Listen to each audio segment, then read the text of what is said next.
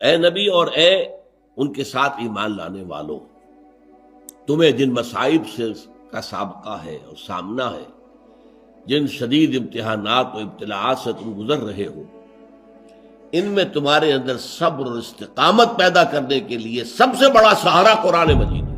زیادہ سے زیادہ اس کو پڑھو اور پڑھتے رہو اور پڑھتے رہو اور پڑھتے رہو۔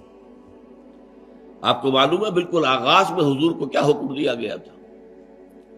یا ایھا المزمل قم اللیل الا قلیلا نصفہ او انقص منہ قلیلا او زد علیہ ورتل القرآن ترتیلا۔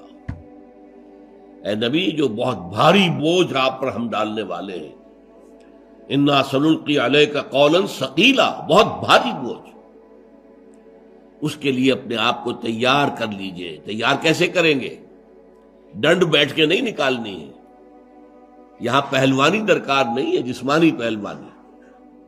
یہاں کیا ہے؟ وہ روحانی قوت جو قرآن مجید کی بنیاد پر وجود میں آتی ہے۔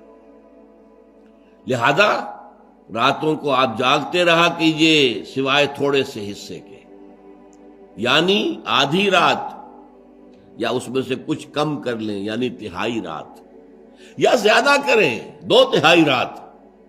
ورتل القرآن ترتیلا، اور پڑھتے رہیے قرآن کو ترتیل کے ساتھ، ٹھہر ٹھہر کر، رک رک کر۔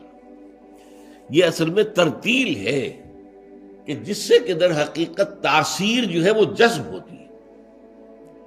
آپ کو معلوم ہے تیز بارش اتنی مفید نہیں ہوتی زراعت کے لیے جتنی کہ ہلکی ہلکی ہلکی ہلکی مسلسل زیادہ دیر تک بارش ہو، اس لیے کہ وہ جذب ہوتی جائے گی، جذب ہوتی جائے گی، جذب ہوتی جائے گی، اور تیز بارش کا ریلا آئے گا وہ بہہ جائے گا۔ لہذا قرآن کو تھوڑا تھوڑا رک رک کر پڑھنا۔ الحمدللہ رب العالمین۔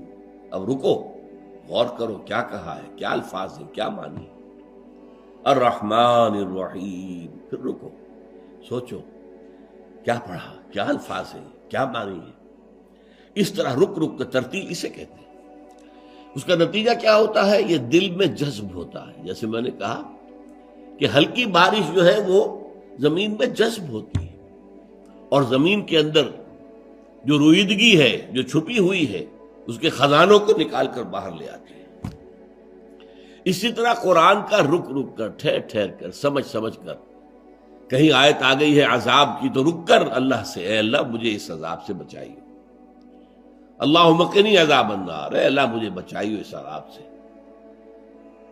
یا مجیرو یا مجیرو یا مجیر اجرنا من النار، اے اللہ، اے بچانے والے، اے بچانے والے، اے بچانے والے، ہمیں آگ سے بچا لیجیے۔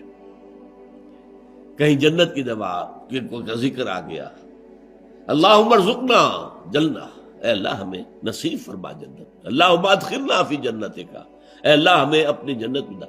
یہ ہے رفتہ رفتہ، ساتھ ساتھ وہ کیفیات بھی وارد کرنا اپنے اوپر۔ اس سے پھر اندر وہ قوت ابھرتی ہے روحانی، قلب کی گہرائیوں سے جو چشمے ابلیں گے طاقت کے، استقامت کے، ہمت کے، اس کا آپ اندازہ نہیں کر سکتے۔